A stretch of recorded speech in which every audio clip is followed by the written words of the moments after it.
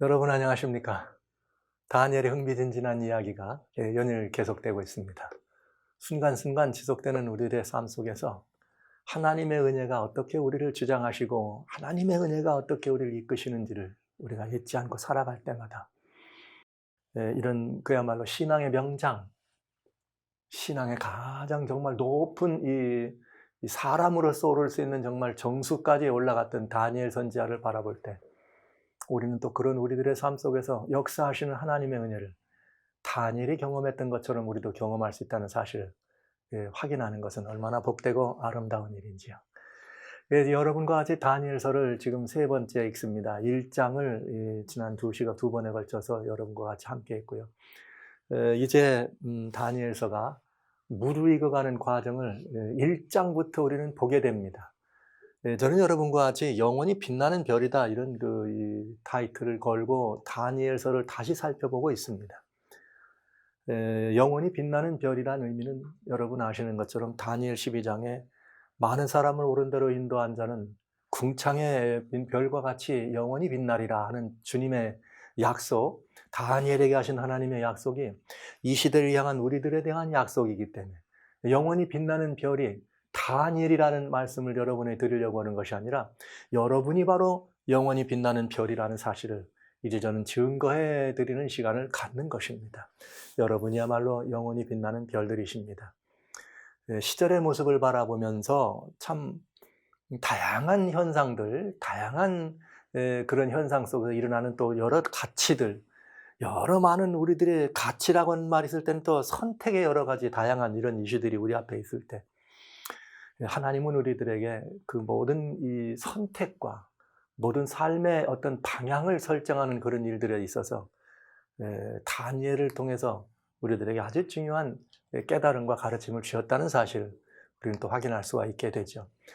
이제 오늘 이 시간엔 여러분과 같이 다니엘서를 살펴보는 세 번째 시간에 오늘은 좀 특별한 이 제목을 여러분과 함께 다루려고 합니다. 다니엘서는 그 구조가 12장으로 되어 있고 다니엘서의 다른 짝꿍이라고 볼 수 있는 신약적 짝꿍이라고 할 수 있는 요한계시록은 22장으로 되어 있습니다. 근데 절묘하게 다니엘서는 바라보면 1장부터 6장까지는 역사 속인 역사적인 그런 이 상황 속에서 말한 수평적 예언의 이야기가 이렇게 좀 더 적나라하게 들어 있다면 요한계시록도 가만히 살펴보면 전반부는 인간의 예수님 십자가 위에 수평적 역사 속에 일어나는 주님의 매우 중요한 이 사실들이 들어 있죠. 그것처럼 다니엘서는 또 7장부터 8장까지 8장을 지나서 12장까지는 마지막 시대에 일어날 일들을 향해서 다니엘서가 집중적으로 조명해 줍니다. 자세하게. 그것처럼 요한계시록도 또 11장이 지나가고 12장부터 22장까지 절반은 마지막 시대를 향해 이루어지는 매우 중요한 구속의 경륜들에 대한 이야기가 들어 있습니다. 그러니까 다니엘서와 요한계시록의 관계는 다니엘이 들어있는 어떤 부분들이 요한계시록을 통하여 풀려나가는 것만 있는 것이 아니라 그래서 제가 처음에 어머니 뱃속에 있는 것과 같은 예언과 계시였다 이런 말씀을 드렸는데 그래서 계시록에서 해산하고 잉태하는 모습을 볼 수 있다는 말씀을 드렸는데 그런 것만이 아니라 구조 자체도 굉장히 유사한 이 구조로 되어 있다는 것을 알 수가 있죠. 그런데 오늘 전 여러분과 같이 다니엘 1장에 나와 있는 말씀을 여러분에게 다시 한번 요약하면서 마무리하면서 말세에 밝혀지는 사단의 3대 전략이라고 하는 말씀을 드리려고 합니다. 왜냐하면 오늘 우리가 다니엘서를 지금 읽을 때 우리들에게 주는 다니엘서의 가치는 다니엘 선지자가 살았던 시대적 상황만에 관한 의미가 아니라 이 시대를 향해 주어지는 하나님의 이 마지막 메시지였다는 것을 우리는 알기 때문에 그렇습니다. 여러 많은 젊은이들이 바벨론 궁중으로 끌려갔지만 그 가운데 유독히 다니엘과 그의 세 친구들은 정말 하나님의 사람으로 바벨론 궁중에 서 있었지만 그는 하나님의 사람으로 살았습니다. 바벨론이라고 하는 나라에 처하여 살았지만 바벨론에 속한 사람들이 아니었습니다. 우리는 지난 두 번에 걸쳐서 그 사실을 보았습니다. 그들은 죄악의 도성이라고 하는 바벨론 도성에 머물렀지만 그들은 죄악과는 상관은 하나님의 신민으로 예수 그리스도의 은혜의 사람으로 서 있었던 사실을 우리는 아는 것이죠. 결국 여기서 우리는 뭘 알 수 있는가? 우리는 종종 자주자주 우리들이 살아가는 그 신앙의 모습 속에서 내가 어떤 형편에 있느냐, 내가 어떤 처지에 있느냐를 바라봅니다. 이런 모든 문제들에 대한 답을 다니엘서는 우리들에게 아주 명쾌하게 제공해 주는 것이죠. 세상의 많은 사람들은 그 신앙의 이유를 얘기할 때 다분히 그 환경적 영향, 또 삶의 형편에 관한 그런 것들 때문에 여러 신앙의 이 다양한 그런 신앙의 모습들을 필시 변명하곤 합니다. 그러나 우리는 다니엘서를 읽으면서 그야말로 변명할 수 없는 이 하나님의 은혜, 변명할 수 없는 그 그리스도인의 그 삶에 대한 이 답을 찾아갈 수 있게 되는 것이죠. 그래서 다니엘과 그 세 친구가 궁중에서 머물면서 있었던 그 일을 통해서 우리는 마지막 시대의 이야기를 한번 좀 살펴보려고 합니다. 왜냐하면 미리 말씀드렸지만 다니엘 12장에 보면 다니엘서는 마지막 때를 위해서 주어진 것이고 마지막 시대에 이 말이 끝나려는 대업을 누릴 것이라 하는 말씀을 결국은 마지막 시대에 다니엘서는 열려서 그 다니엘서가 우리들에게 가져다주는 매우 중요한 가치와 의미가 새로이 전달될 수 있다는 의미를 예시해 주고 있는 것이죠. 그래서 마지막 시대라고 하는 이것은 여러 다양한 각도로 살펴볼 수가 있지만은 특별히 요한계시록에는 그 마지막 때를 우리가 알 수 있는 이 시간적인 이런 일정들을 바라보면 그때그때 그 시대마다 역사마다 하나님께서는 7시대로 나누어서 7교회란 이름으로 7시대적으로 역사적인 수평적 관계 속에서 하나님께서 어떻게 그 백성들을 지키고 인도해 오셨는지를 알 수 있는, 그래서 7교회가 등장하면서 7번째 시대란 교회라, 7번째 교회가 라오디게아 교회라 그랬고, 그렇다면 라오디게아 교회의 시대는 역사의 말기적 시대, 말기 시대를 보여준다는 것까지를 보았습니다. 근데 정말 참 이상하게도 그래서 마지막 시대에 다니엘이 다시 다니엘서가 열리고 마지막 시대에 다니엘과 같은 사람들이 일어나서 그 유업을 누리게 될 터인데, 절묘하게도 라오디게아 교회라고 하는 라오디게아는 심판받는 백성이라는 의미가 있다. 예, 절묘하잖아요. 그런가 하면 다니엘은 하나님이 나의 심판장이다. 그러니까 이 말을 가만히 살펴본다면 마지막 시대에 하나님의 심판이 임할 때 하나님은 나의 심판장이라고 하는 그런 생각을 가지고 살아가는 사람들이 있습니다. 그들이 누구인가? 다니엘이다. 그래서 저는 마지막 시대 교회 성도들이 바로 예언된 다니엘이다. 즉 부활할 다니엘이다. 이렇게 여러분들에게 말씀을 드렸습니다. 그리고 오늘 왜 주님께서는 다니엘서를 마지막 때 우리에게 다시 한번 열어주셔서 깊은 깨달음과 깊은 은혜를 그걸 통해 나누게 하셨는가? 그런 말은 곧 마지막 시대를 향한 하나님의 굉장히 중요한 권고가 있다는 암시가 아니겠어요? 그래서 이제 마지막 시대를 향한 다니엘서가 어떻게 우리들에게, 그리스도인들에게 주어지시는 교훈이 무엇인가를 1장을 통해서 마무리하면서 살펴보려고 하는 것입니다. 여러분, 하나님께서 우리들에게 원하시는 것이 있습니다. 그건 무엇인가 하면 하나님 말씀 데살로니가전서 5장의 23절에 보면 이런 말씀이 되어 있어요. 평강의 하나님이 친히 너희로 온전히 거룩하게 하시고 또 너의 온 영과 혼과 몸이 우리 주 예수 그리스도 강림하실 때에 흠없게 보존되기를 원하노라. 와우. 사도 바울을 통해서 하나님은 우리들에게 어떤 뜻을 전해주셨는가 하면 예수님이 오실 때까지, 결국 예수님 오실 때에 우리의 이 모든 영과 혼과 몸이라, 우리의 몸과 혼과 영이라, 이 모든 것들이 흠도 점도 없이 깨끗하게 보존되기를 원하는 것이 하나님의 뜻이다 이랬습니다.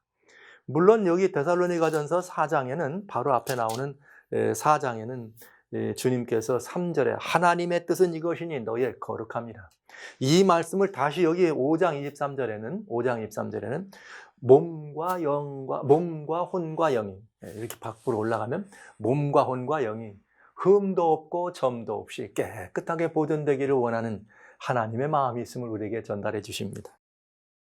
저는 질문 한번 해야죠. 여러분 어떠십니까? 여러분의 몸은 어떠십니까? 여러분의 몸은 어떠십니까? 여러분의 혼은 어떻습니까?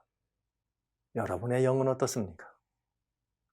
몸과 혼과 영이라고 하는 것은 뭐 이 인간의 이런 그 구조에 대해서 뭐 이분법이다, 삼분법이다, 뭐 여러 다양한 그런 이 의미들을 가지고 설명하려고 합니다만, 여기에 이 말씀을 보면 인생에 이 우리 그들이 이렇게 살아가는 삶의 온 전체적인 이 온전한 그 홀 전제죠, 홀 빙, 모든 전체적인 인간이라고 하는 그 전체를 몸과 혼과 영이라고 하는 이런 모습으로 바울은 우리들에게 보여주신 것입니다. 그렇다면 우리는 이 몸이라고 말하면은 단순히 그저 육신적인 것만 이 몸이라고 말할 수 있을까? 이 말을 여러분 아시는 것처럼 요한은 뭐라고 표현했는가 하면 요한 3서 2절에 사랑하는 자여 내 영혼이 잘된 같이 내가 범사에 잘되고 강건하기를 내가 간구하노라. 영혼이 잘되고 범사에 잘되고 또 이렇게 이 강건하기를 원한다, 이런 말씀을 했어요. 그래서 이게 바울과 같이 이렇게 맞춰본다면 영과 혼과 몸이라고 쓴 이것이 좀 더 구체적으로 영혼이 잘된 같이 범사에 잘되고 몸이 강건하고, 이것을 우리가 알 수가 있죠. 그래서 제가 여러분에게 질문했습니다만, 그 단순히 내 개인적인 어떤 그 바디를 말하는 몸만이 아니라 우리의 육체적인 그 모든 삶까지를 우리가 함께 돌아본다면, 여러분 우리가 살아가는 삶의 변방, 전체적으로 몸, 내 육체적인 건강만 아니라 몸이라. 내 혼이라 그러는 것은 아무래도 내가 생각하고 이해하고 내가 깨닫고 살아가는 우리들의 여러 다양한 이성적 판단과 인간이 가지고 있는 높은 그런 수준의 이성적 판단이나 우리의 생각, 사고, 이런 분석, 판단, 이런 모든 것들, 선택하는 이런 모든 것들을 우리가 혼이라고 하는 곳에 집어넣을 수 있겠고요. 영이라 그러면 아시는 것처럼 모든 다른 피조물들에겐 이건 없습니다. 하나님 말씀 전도서 3장 11절에 말씀하시기를 10절로 11절에 모든 것을 하나님이 지으실 때 아름답게 하셨다. 그러나 오로지 인간에게는 영원한 것을 사모하는 마음을 주었다.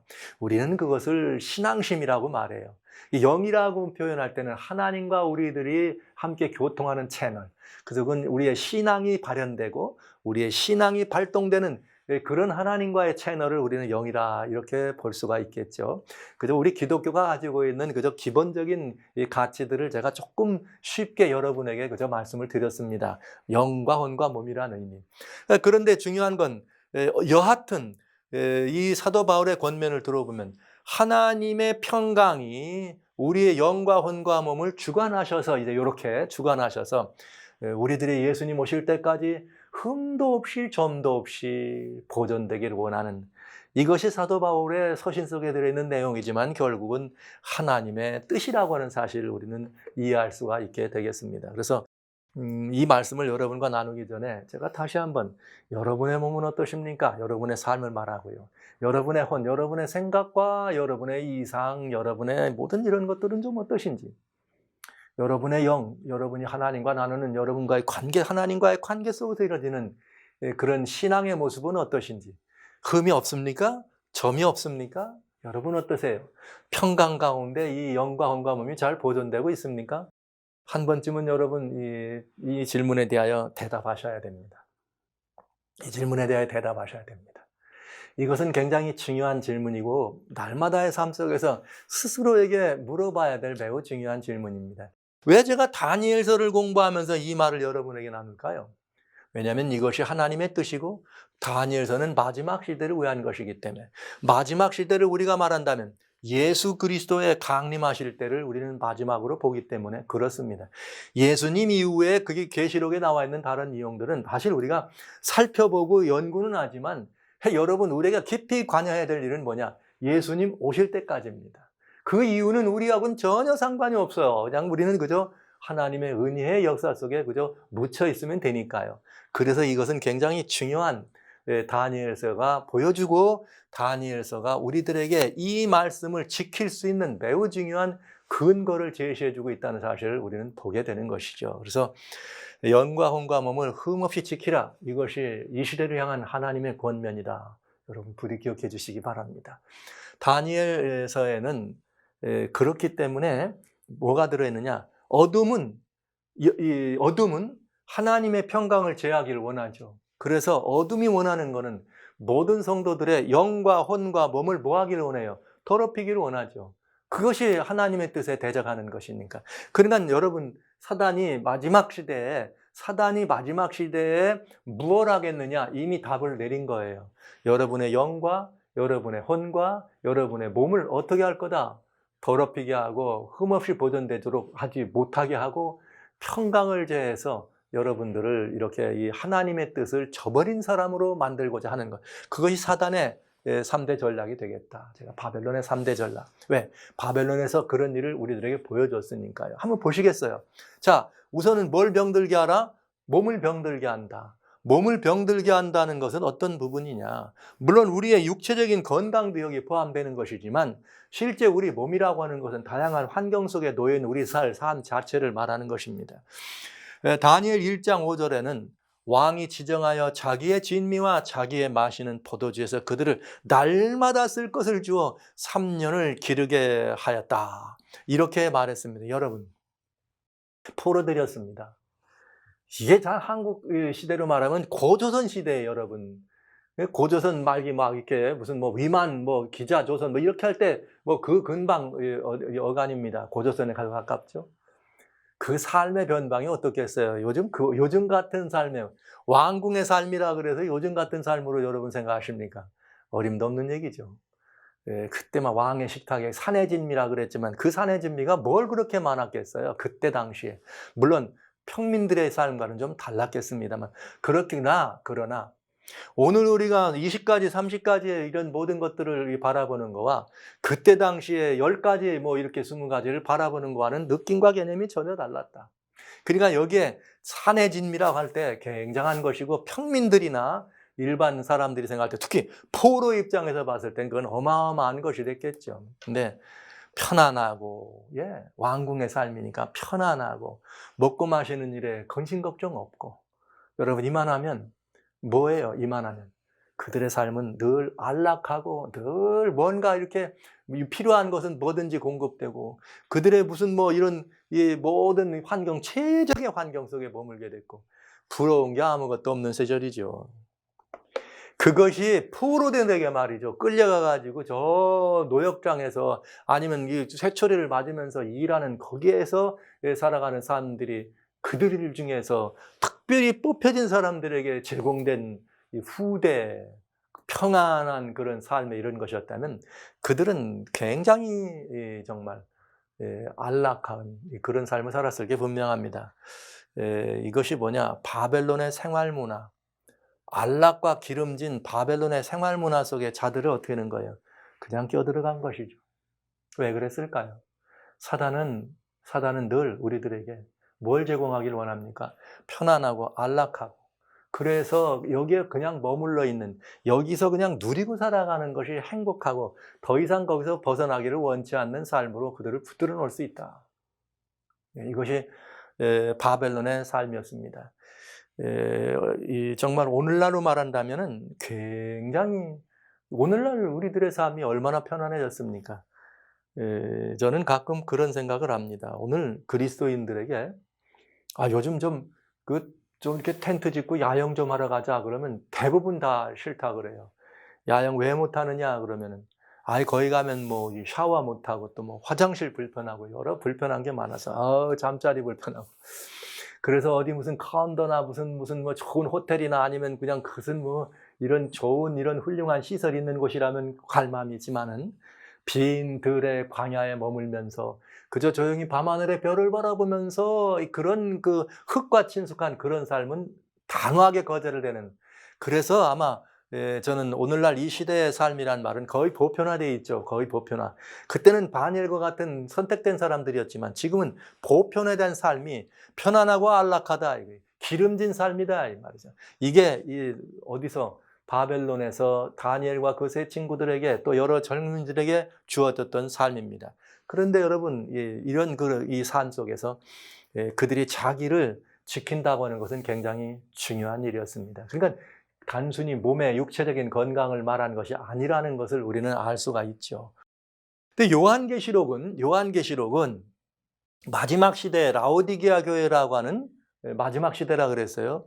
마지막 시대의 교회의 그 병든 이 몸의 모습을 보여주는데 뭐라고 나와 있느냐?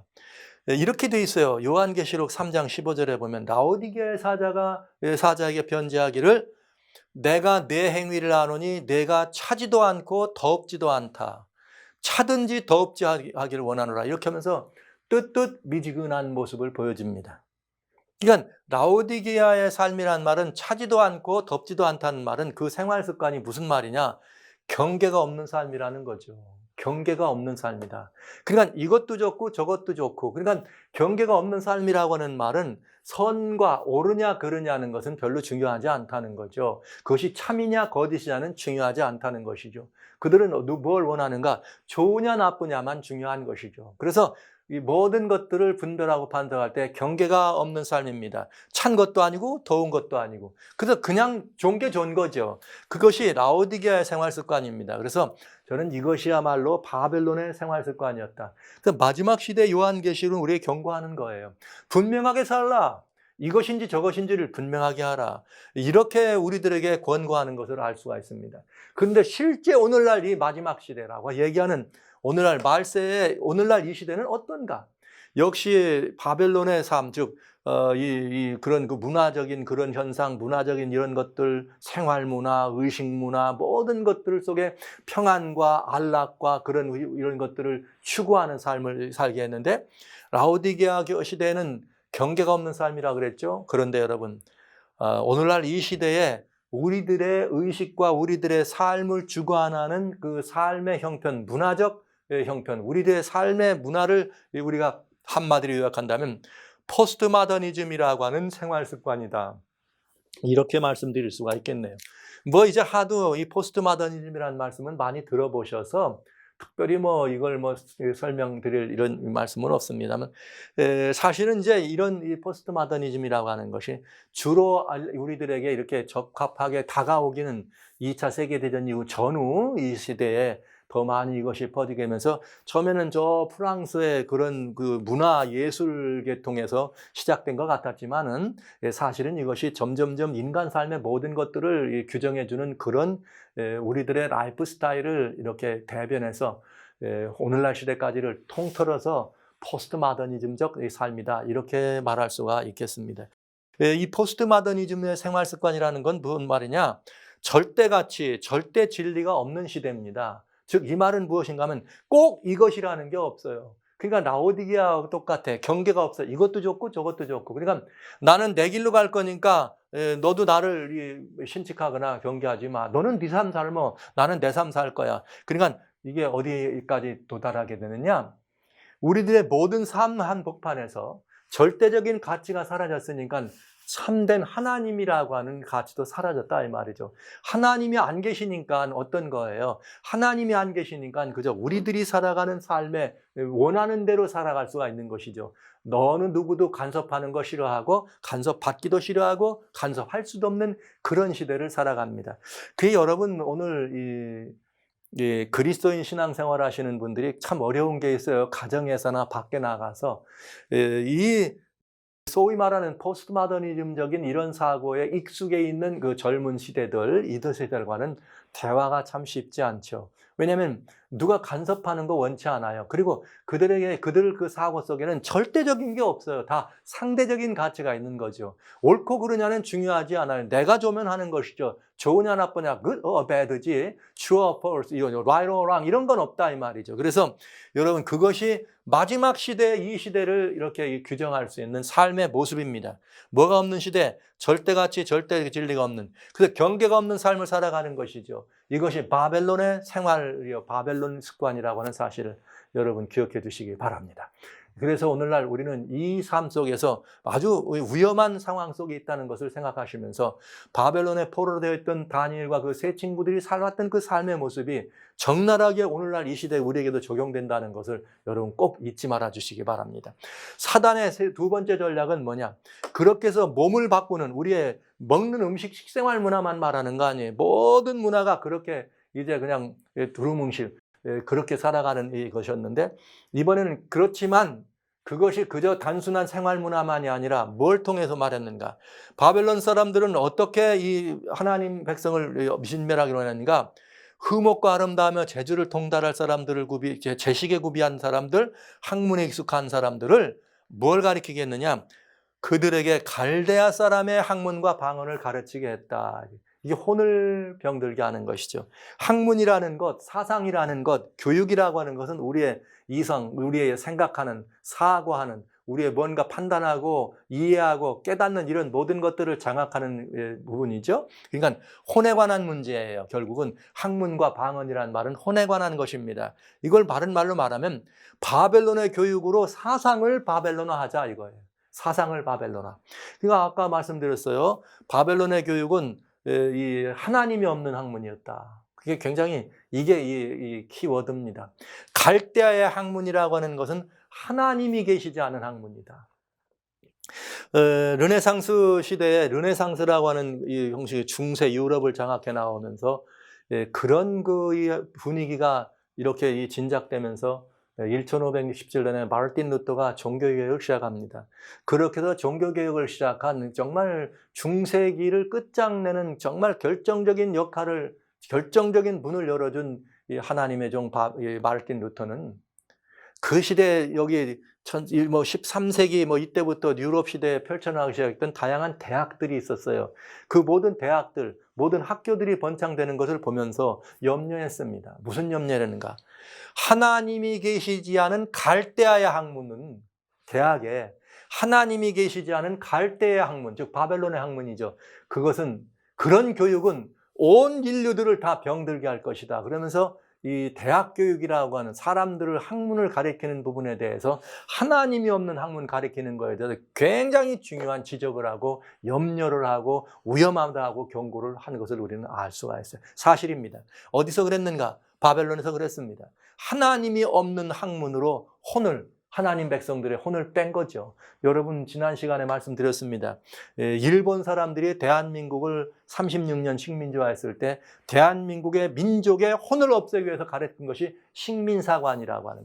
그래서 식민사관 속에 대표적인 게 뭐냐? 한국 사람들은 사대주의 사상, 이게 다 식민사관이에요. 그래서 우리를 비하하고 우리 자신은 아무것도 아닌 사람처럼 만들어가는 그런 일들을 한 것이죠. 그런데 여러분 요한계시록을 보면 굉장히 중요한 지적이 있어요. 라오디기아 교회, 마지막 시대를 향한 라오디기아 교회의 성도들도 그 혼이 병이 들었는데 무슨 병이었느냐? 이렇게 말합니다. 내가 말하기를 계시록 3장 17절에 나는 부자라 부유하여 부족한 것이 없다 하나 내 곤고한 것과 가련한 것과 가난한 것과 눈먼 것과 벌거벗은 것을 알지 못하더라. 즉 이게 무슨 말이냐? 자기의 실상을 모르는 거예요. 사실 말하자면 자기의 원래 실상을 모른다는 말을 쉬운 말로 여러분이 말씀드리면 벌거숭이 임금님이죠. 자기는 입은 줄 알아. 남들은 다 벌거벗었다고 하는데 그래도 괜찮은 시대다. 이게. 누가 중심이니까? 자기가 중심이니까. 그런데 라오디게아 시대에 여러분 오늘날 이 시대에 얼마나 많은 학교들이, 얼마나 많은 학문들이, 얼마나 많은 사상들이, 얼마나 많은 철학들이 온 땅을 만무합니까? 사도 바울은 마지막 시대에 이렇게 말했습니다. 1만 스승을 두고 줬겠다. 이렇게 표현했어요. 너무나 많은 선생들이 나온다. 이게 라오디게아 시대의 얘기예요. 그래서 뭐예요? 나는 부자라. 학문적으로, 사상적으로, 모든 사람들의 의식적으로 부자라 부유하여 아무것도 부족함이 없다. 어디까지 부자가 됐느냐? 저는 오늘날 이 시대를 바라보면서 굉장히 두려움이 있습니다. 화성을 올라가고 달을 올라가서 산다. 거기 그 마을 콜로니얼 화성을 우리가 거리지로 만든다는 이런 말들, 과학이 하늘을 치솟는 걸 보면서 오케이, 그럴 수 있겠다. 그런데 이 과학이 하늘을 치솟는 이런 시대를 살아가면서 오늘날 굉장히 무서운 일이 일어나고 있네요.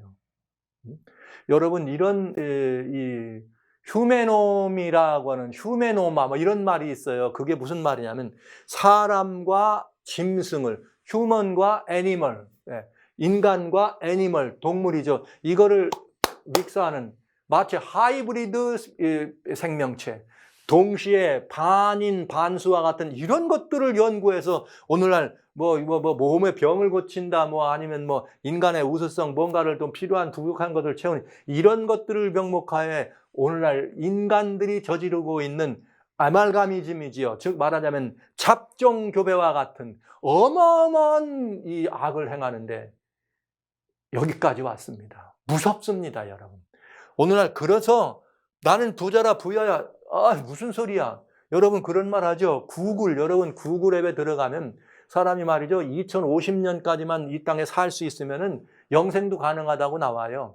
2030년까지 가면은 500살도 산대요. 그런데 2030년까지만 여러분 살면 500살도 살 수 있답니다. 인간의 기술로. 그러면 이제 10년 남았으니까 여러분 그때까지만 버텨보세요. 500살 산다니까. 그런데 500살 사는 몸을 가졌는데 2050년까지 가면 영생도 할 수 있다네. 그럼 여러분 이제 건단 거 아닙니까? 영생을 한다 그러면 성경적 가치로 말하면 누가 없어도 되는 거예요. 그리스도이신 예수님이 안 계셔도 됩니다. 하나님이 안 계셔도 된다는 이야기죠.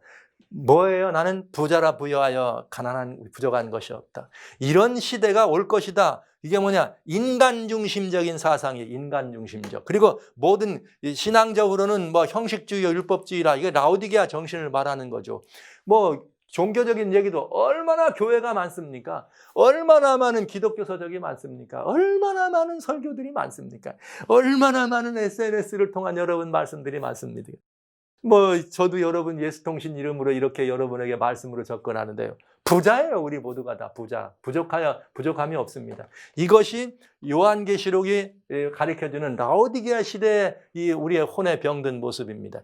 라오디게아 시대의 혼든 병든 모습을 또 다른 말로 이 영과 혼을 지금 같이 이렇게 믹사해서 제가 말씀드려야 되겠는데, 볼지어다 내가 문 밖에서 두드리는데 누구든지 내 음성을 듣고 문을 열면 내가 그에게로 들어가 그로 더불어 먹고 그는 나로 더불어 먹으리라. 여러분, 마지막 시대라고 말하는 라오디게아의 그런 정신은 어떤 정신이냐? 아까 말한 것처럼 벗었는데 입은 줄 알고 눈 멀었는데 보는 줄 알고, 네, 이런 시대예요. 가난한데 부자인 줄 알고. 그러니까 말하자면 이게 약간 좀 그야말로 요즘 이 시대를 보고 크레이지한 시대, 뭔가 좀 미쳤어요. 제정신이 아닌 그런 시대인데, 우리들의 이 라오디게아 시대는 어떤 시대냐? 아주 중요한 게 있어요. 예수님이 없는 시대예요. 여기 뭐라 그랬어요? 문 밖에 계시대잖아요. 그런데 예수님이 문 안에 있는 것처럼 알고 살아간다 이거죠. 그것이 라오디게아 시대. 그러니까 옳지 않은. 그런데 이게 무슨 말이냐? 예수님이 안 계시니까 자기중심적인 사상에 취해 있는 시대입니다. 그래서 요즘은 여러분 이 소위 말하는 무신론자들, 에이티스트들이 막 행진을 하고 굉장히 인기 있는 그런 시대가 됐어요. 요즘은 뭐 이런 시대이기 때문에 예수님이 계시지 않은 시대이기 때문에 인간들이다. 정말 인간 중심적 사고 속에서 자기들이 최고의 가치를 가지고 있는 존재로 착각하며 사는 시대인 것을 우리는 보게 되는 것입니다. 근데 실제 라오디게아라고 하는 이 교회에 대한 권면이 그걸 지적해 주었거든요. 그러면 실제 오늘날 이 시대는 어떤 시대냐? 포스트 마더니즘 사상이라고 하는 이 시대는 자세히 보시면 정보 지식산업 시대를 대표하는 말기 사상. 오늘날 이 시대는 너무나 많은 유통되는 정보들이 바다입니다, 완전히. 뭐든지 여러분 모를 게 없어요. 제가 늘 그런 말씀 드립니다. 이제는 뭐 소크라테스보다 요즘은 중학생만 돼도 더 똑똑하고 유능하다고 더 많은 걸 알고 있죠. 어마어마한 일들을 다 알고 있는 걸 알 수 있어요. 요즘은 어린아이, 뭐 태어난 아이들 뭐 2살, 3살, 4살 정도만 되면 벌써 여러분은 오늘날 지금 기성화되어 있는 소위 이 어르신들 세대에는 감당할 수 없는 기능들을 가지고 다양한 것들을 접하는 것을 우리는 보게 됩니다. 정보 만능, 지식산업 시대입니다. 그러나 여러분 중요한 것은 세속주의, 포스트 마더니즘의 핵심 이슈는 뭐냐? 세속주의. 세속주의인데 세속주의란 말은 하나님이 없는 이 사상을 말하는 것입니다. 여러분 교회 현장에서 가끔 그런 말씀들을 하시더라고요. 교회가 너무 세속화됐다 이런 말을 해서. 뭘 보고 그런 말씀을 하시나 봤더니 청년들이 막 기타하고 드럼하고 뭐 하면 교회가 말이야 세속화됐다고 이렇게 말하더라고요. 여러분 그것이 교회의 세속화를 정의할 수 있는 표현인가? 아닙니다, 여러분. 세속이란 진실된 세속이라는 의미는 하나님이 계시지 않다는 뜻이에요. 하나님이 계시지 않은 것이 세속이에요. 기타를 치고 드럼 친 것이 세속이 아니라 하나님과 함께하지 않고 하나님이 없는, 하나님께로 나가지 않는 이런 것들이 세속인 것입니다. 그러니까 여러분 그 문제는 굉장히 중요한 문제죠. 여러분 오늘날 이것이 마지막 말기 시대의 포스트 마더니즘이라고 하는 세속, 하나님이 없는 사상이다. 교육에 하나님이 안 계십니다. 학교 교육에 하나님이 계시지 않습니다. 우리를 사랑하는 다양한 정보 속에 하나님이 계시지 않습니다. 안 계셔도 너무나 많은 것들을 알고 할 수 있는 시절이기 때문에 사람들이 하나님을 필요로 하지 않는 시절인 것을 우리는 보게 되는 거죠. 포스트 모더니즘은 마지막 때 우리들의 혼과 우리의 혼을 영혼을 병들게 하는 아주 중요한 치명적 질고란 사실을 여러분 부디 명심해 주시기 바랍니다. 다니엘과 그 세 친구들은 또 있습니다. 하나 더 있는데 그건 뭐냐? 이게 이제 영에 관한 문제를 좀 봐야 되는데, 영을 병들게 신앙을 망치는 것인데, 바벨론 사람들은 어떻게 해서 그 신앙을 망치게 하려고 그랬는가? 지난 시간 말씀드렸습니다만 그들의 이름을 고치는 것이에요. 여기 1장 6절로 7절에 다니엘과 하나냐와 미사엘과 아사랴라고 하는 이 사람들의 이름을 다니엘은 벨드사살, 하나냐는 사드락이라, 미사엘은 메삭이라, 아사라는 아벳느고라.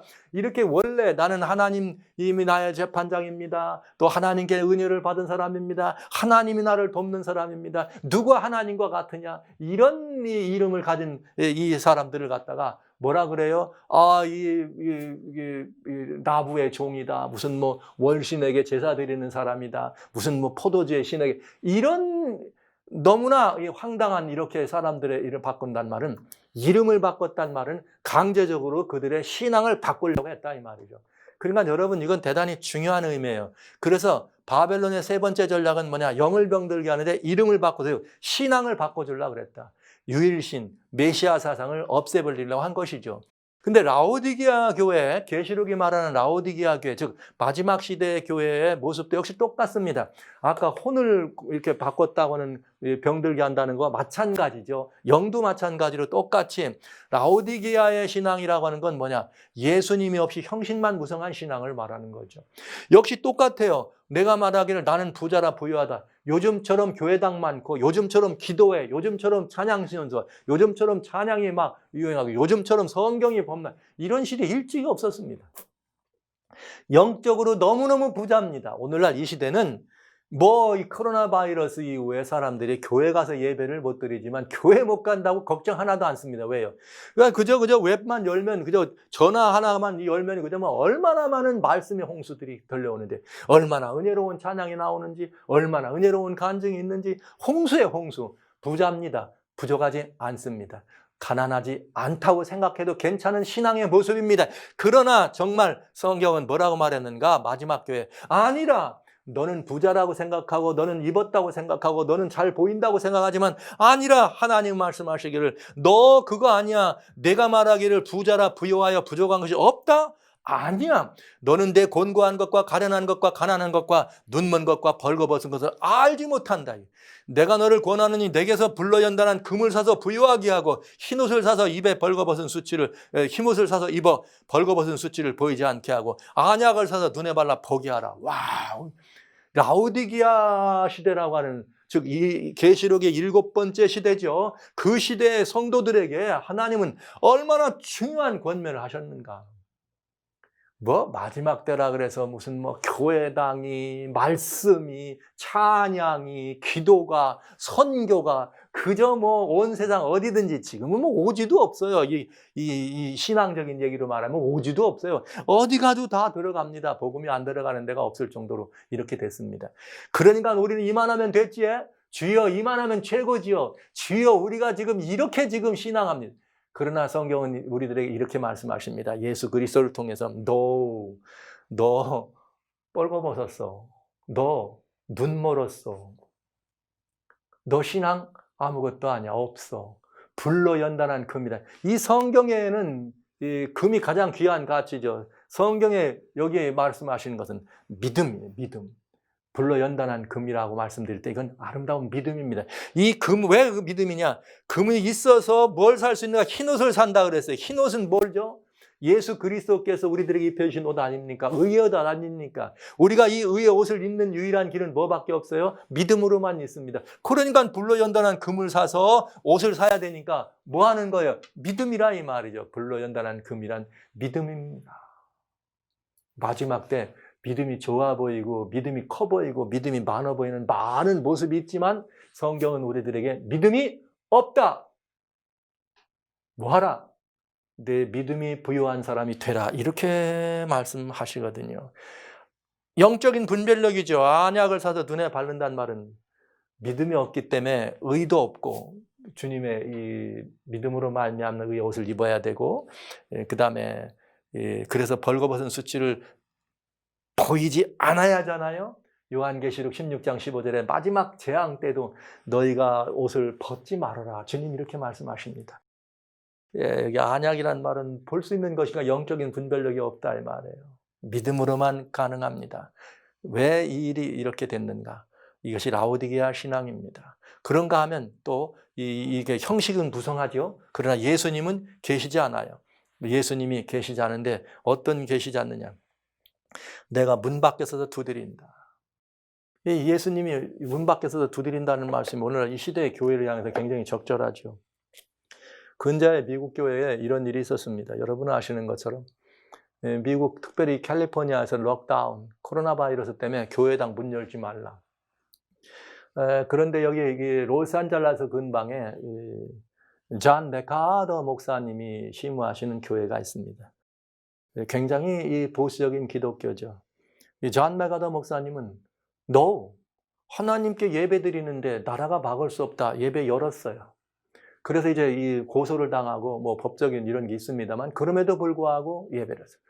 제가 그 예배를 이렇게 그 법이 떨어졌지만 그래도 하나님께 드리는 것을 나라가 막을 수 없다. 이렇게 얘기하면서 그 당당하게 그 목사님이 나가가지고 탁 나오는데 성도들이 꽉 찼어요. 그러면서 목사님이 이렇게 말씀하시더군요. 여러분 오늘 하나님께 예배드리러 나오니까 행복합니까? 그랬더니 막 일어나서 박수를 치면서 아멘 할렐루야. 제가 그 모습을 보면서 오라. 이 세상이 감당할 수 없는 믿음의 사람들이라고 그런 모습을 보았습니다. 여러분, 그런 신앙을 우리가 보는 거죠. 그런데 성경은 뭐라 그랬는가? 예수님이 계시지 않은 신앙이 범람하는 것을 우리들에게 보여주고 있습니다.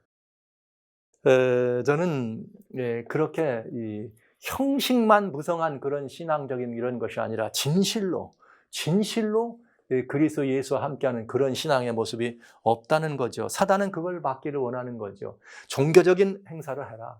종교적인 어떤 것들을 해라. 그러나 신앙은 무엇이든지 괜찮다. 그래서 이 마지막 때 예수님이 계시지 않은 그런 세속주의적 인간 중심적인 신앙이 범람하는 것입니다. 저는 그거를 휴머니즘적 신앙이다 이런 표현을 하게 되네요. 여러분, 이 휴머니즘적 이런 그 신앙이다 이런 표현을 쓰는데 굉장히 위험한 신앙이죠. 그래서 마지막 시대에 교회가 회복해야 될 것이 있다. 그건 뭐냐? 예수 그리스도를 회복해야 되는데 정말 그거를 또 예수님을 회복해야 되는데 그 예수님을 회복하지 아니하면 우리는 이 마지막 시대의 사단이 바벨론이라고 하는 것에서 다니엘에게 전술을 부렸던 것처럼 마지막 시대에도 사단이 어떻게든지 간에 마지막 시대에 하나님의 신앙을 예수께 속한 그런 신앙들을 없애기 위해서 이렇게 그 신앙의 모습들을 병들게 하는데 그렇기 때문에 오늘날 유행하고 유명한 신앙정원이 뭐냐? 다원론적 구원관이에요. 무엇을 믿어도 괜찮다는 거예요. 예수님 말고도 얼마든지 괜찮다. 그래서 오늘 이 시간에 지금 10월 11일부터 18일 사이에 바티칸에서 있는 글로벌 팩트 참 이상하네요. 그 시작한 지가 2, 3일 지났는데 바티칸에서 직접 그 부분에 대한 뉴스가 딱 단절되고 나오지 않아요.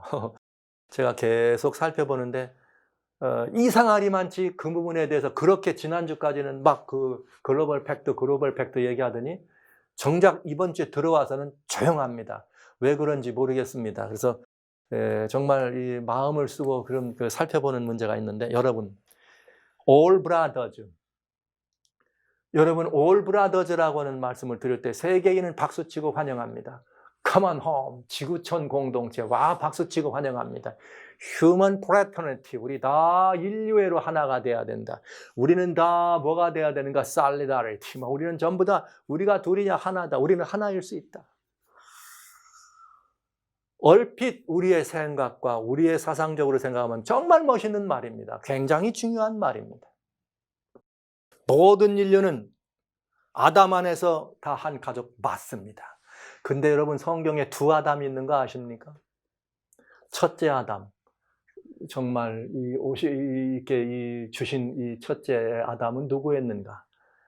범죄하기 전에 아담입니다. 에덴 동산에서 하나님과 교통하던 아담입니다. 두 번째 아담이 있습니다. 그건 범죄한 이후의 아담입니다. 제가 말씀드린 여기는 예수님 말씀하시는 둘째 아담 말하는 거 아니에요. 성경에 예수님을 둘째 아담이라는 표현이 있기 때문에 저는 그 말씀을 드리려고 하는 것이 아니고 범죄한 아담을 말하는 걸 제가 설명을 드립니다. 그러면 여러분, 오늘 우리 인류는, 모든 인류는 하나님 말씀 로마서 5장에 주님 말씀하시기를 아담이 범죄함으로 모두가 범죄했습니다. 그래서 우리는 다 누가 됐는가? 죄인이 된 것입니다. 이제 우리는 범죄하기 이전의 아담으로 돌아가야 합니다. 그런데 그렇게 돌아가기 전에 돌아가는 방법은 오로지 예수님을 통하지 않고는 불가능합니다. 그러니까 범죄한 이후에 모든 인간은 오직 그리스도이신 예수를 통하지 않고는 하나로 갈 수 있다 없다? 없다. 그런데 여러분, all brothers 어떻게 하나 될 수 있습니까? 오직 예수 그리스도 안에서만 하나가 되는데, 거기에 all brothers의 다음 말에 붙는 건 당신이 어떤 인종이든 피부 색깔을 가졌든 어떤 종교를 가졌든 어떤 민족이든 상관없습니다. 우리는 다 all brothers.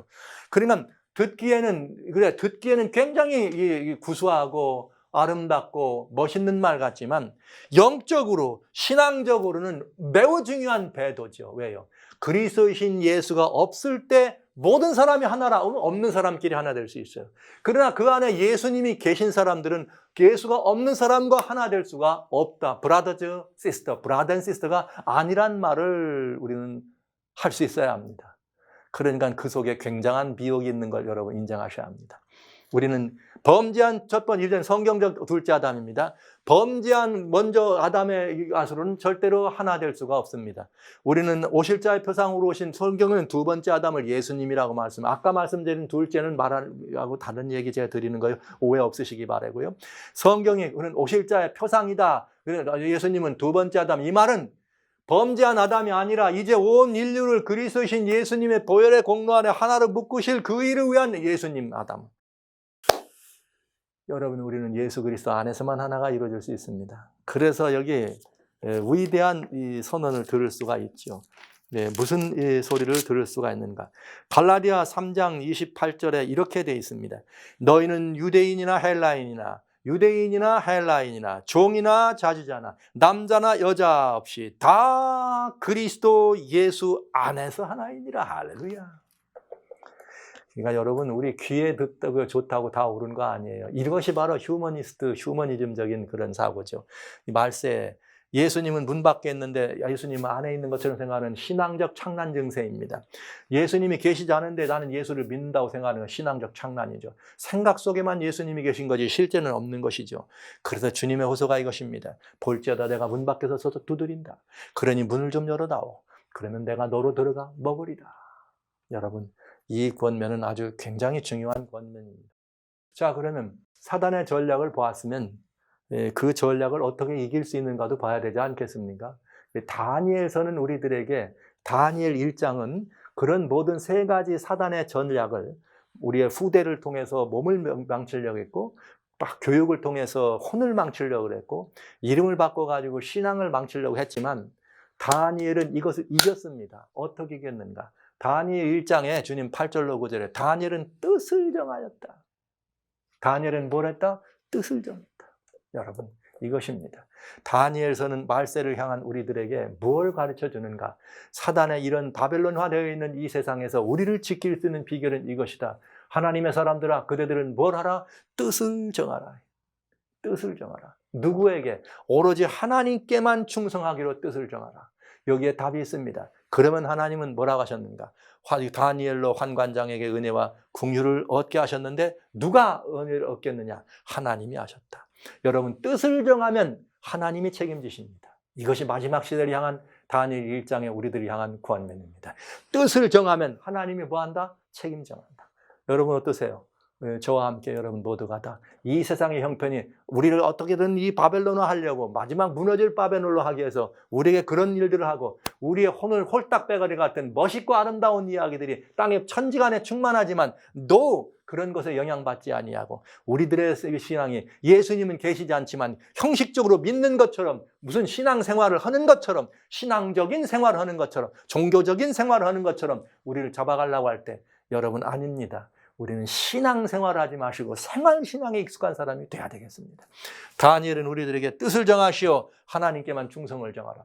이것이 다니엘서의 이야기였고, 마지막으로 똑같은 라오디게아 시대가 다니엘서를 이어서 하나님께 뜻을 정하기 위해서 우리가 뭘 해야 됩니까? 첫 번째 단계를 설명해줘요. 물은 내가 사랑하는 자를 책망하여 징계하느니 그러므로 내가 열심을 내라 회개하라. 볼지어다 내가 문 밖에서 두드리노니 누구든지 내 음성을 듣고 문을 열면 내가 들어가 먹고 그는 나로 더불어 먹으리라. 뭐 하라는 거예요? 회개하라는 거예요. 회개하라는 거. 여러분, 회개가 뭔가? 일단 예수님이 계시지 않으니까 뜻을 정한다는 말은 예수님을 영접해 드리도록 뜻을 정하는 거잖아요. 회개란 뭐냐? 회개는 다른 거 아니에요. 많은 분들은 회개하려고 그러면 무슨 석 달 눈물, 콧물 흘리고 막 금식하면서 산에 가고 어디 기도원 가서 금식하고 막 회개는 그런 육체적인 그런 모습이나 그런 것들이 아닙니다. 회개는 한마디로 말씀드리겠습니다. 예수 그리스도를 심령에 모셔 드리는 것이 회개예요. 예수님이 계시지 않은 사람이 예수님을 영접해 드리는 것이 회개예요. 내가 지금까지 하나님을 떠난 삶을 살다가 하나님께로 돌아오는 것이 회개라 이 말인 것입니다. 이것이 마지막 시대에 이길 수 있는 유일한 비결입니다. 사랑하신 성도 여러분, 형제 자매 여러분, 저는 여러분들이 예수께로 충성하는 분들임을 전혀 믿어 의심치 않습니다. 그러나 한번 생각해 보시기를 바랍니다. 영과 혼과 몸을 어떠냐 제가 여쭤봤잖아요. 지금 이 시간 정말 예수님이 여러분 안에 계십니까? 여러분 어떻게 대답하실래요? 예수께서 여러분 안에 계세요? 여러분 성경은 이렇게 말하는데 마지막 시대 예수님이 마음의 문 닫게 계시다. 여러분 어떻습니까? 이 예수님이 여러분 안에 계십니까? 여러분 계시지 않다면 여러분이 해야 될 회개는 무엇인가? 여러분 예수 그리스도를 영접해 모시는 것이 여러분이 하게 될 회개입니다. 저는 이 말씀을 여러분들에게 드리는 것이죠. 회개하라. 예수님을 심령에 영접하라. 여러분의 삶에 저 먼 발치가 아니라 예수님이 늘 여러분의 심령에 영접돼야 돼요. 생각해도 예수님 생각하시고 말씀 속에 예수님이 삶 속에 예수님이 나타나서 예수님이 그래 좋아야 안 됩니까? 저는 계속해서 저희 비고도 제자 사역을 이제 여러분과 같이 말씀드립니다만 예수님을 심령에 모셔드린 사람들의 결과가 무엇이냐? 제가 이렇게 말씀드립니다. 예수님이 좋아져요. 예수님을 좋아하셔야 돼요. 제가 사랑하시라는 말씀 안 할 거예요. 예수님을 좋아하시기 바랍니다. 심령에 예수님이 영접되면 예수님이 좋습니다. 그 예수님이 좋으면 다 끝나게 돼 있어요. 그 예수님이 모든 삶을 다니엘을 책임져 주신 것처럼 책임져 주시니까. 그런데 여러분 여기 놀라운 일이 있습니다.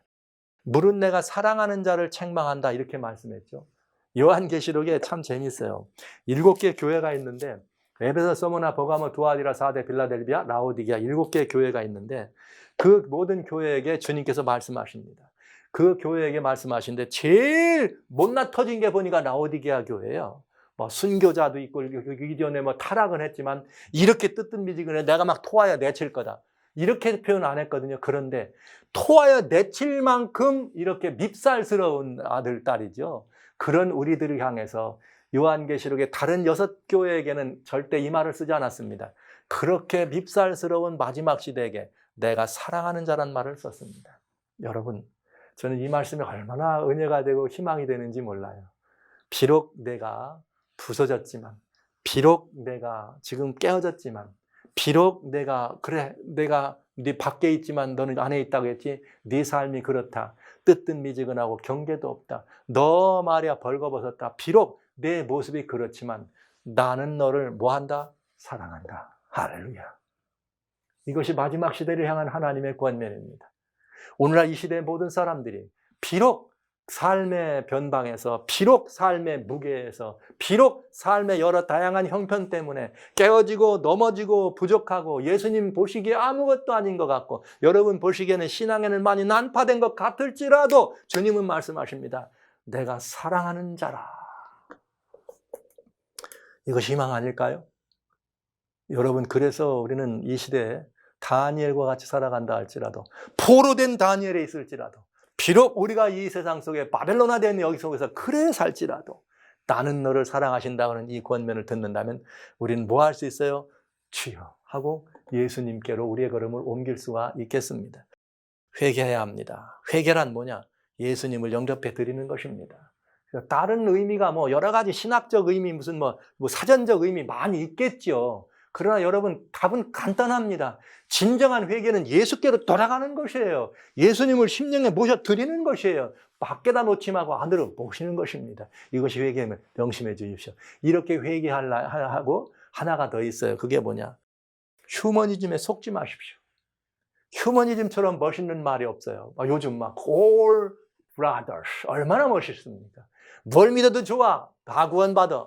어느 교회, 어느 신앙, 너 불교니, 유교니, 무슨 뭐 이슬람이니, 뭐 기독교니, 천주교니, 무슨 아니면 저 힌두교니, 다 괜찮아. 아무 문제 없어. 우리는 다 하나님께. 여러분, 굉장히 멋있죠? 그 휴머니스트들이에요. 여러분, 휴머니즘과 이 기독도는 아주 중요한 차이가 있어요. 그건 뭐냐? 휴머니즘은 죄를 다룰 수가 없어요. 이 말은 죄를 취급하지 않는다는 말은 구원이 없다 이 말이에요. 우리 모두는 죄 문제를 다루고 죄로부터 우리가 사함을 받지 않으면 구원의 사람, 영생의 사람이 될 수가 없습니다. 그러니까 휴머니즘은 여러분 구원이 없어요. 그러나 오직 예수님 중심의 신앙을 회복하는 것이 우리들의 굉장히 중요한 이 시대를 향한 이 다니엘서의 권면임을 기억해 주시기 바랍니다. 여러분, 저는 이 교회에서 휴머니스트들을 내버리셔야 됩니다. 휴머니즘을 내버려야 합니다. 말은 멋있어요. 다 사랑해야 되니까. 여러분, 그래서 여러분 버려야 될 말이 하나 더 있어요. 뭐라 그랬는가? 그냥 있는 그대로 받아주라. 뭐 있는 그대로 받아주죠. 그가 아프면 아픈 대로 다 받아줘야죠. 예수님이 있는 그대로 받았다. 그 말에 함정이 있어요. 있는 그대로란 말 속에 무엇도 함정인지 아세요? 죄 지었니? 괜찮아. 죄 져도 괜찮아. 이 말이 포함되어 있다고 해. 여러분, 아닙니다. 죄는 그리스도인 예수를 통과하지 않고는 절대로 용서받을 수가 없습니다. 그러니까 휴머니즘에 속으면 안 되는 거예요. 여러분, 절대로 안 되는 것입니다. 또 하나 있죠. 그거 틀린 것이 아니라 다른 거야. 좋은 말이 얼마나 멋있어요. 교회 안에 유통되는 말 가운데 이 두 마디가 제일 멋있잖아요. 있는 대로 받아준다. 또 하나가 뭐예요? 틀린 것이 아니라 다른 것이다. 이렇게. 얼마나 멋있는 말입니까? 맞아요. 모든 이야기는 이건 상대적인 가치들을 이야기할 때 그렇게 말할 수가 있습니다. 그러나 구원이다, 영생이다, 우리들의 신앙은 상대적 가치가 아니라 절대적 가치입니다. 절대적 가치는 절대로 하나님 외에는 창조주가 없습니다. 그러니까 다른 것이 아니라 틀린 것이라고 하는 말은 옳지 않아요. 거기에는 절대적 가치에는 예수님이 없어도 구원에 들어갑니다. 그러면 그건 뭐예요? 다른 거예요? 틀린 거예요? 여러분, 예수님이 없어도 죄사함을 받습니다. 다른 거예요? 틀린 거예요? 그건 틀린 것입니다. 그리스도인은 틀린 건 틀렸다고 말할 수가 있어야 합니다. 자침이 남북을 가리키듯이 죄를 죄라고 지적할 수 있는 그리스도인이 있어야 합니다. 죄를 지적하는 목표는 어디에 있죠? 예수님이 필요하다는 얘기죠. 그래서 다니엘서는 단순히 그냥 우리가 은혜로워 다니엘이 이겼어 이게 아니에요. 여러분, 거기에 사단의 전술이 들었고 그걸 이길 수 있는 매우 중요한 권면이 있다는 사실을 기억하시면서 하나님께 뜻을 정해야 됩니다. 하나님께 온전히 뜻을 정하고 그분께만 충성하기로 우리의 마음을 올인할 때 성경은 그렇게 말했습니다. 다니엘은 고레스왕 원년까지 있으리라. 여러분, 이 시대는 마지막 시대입니다.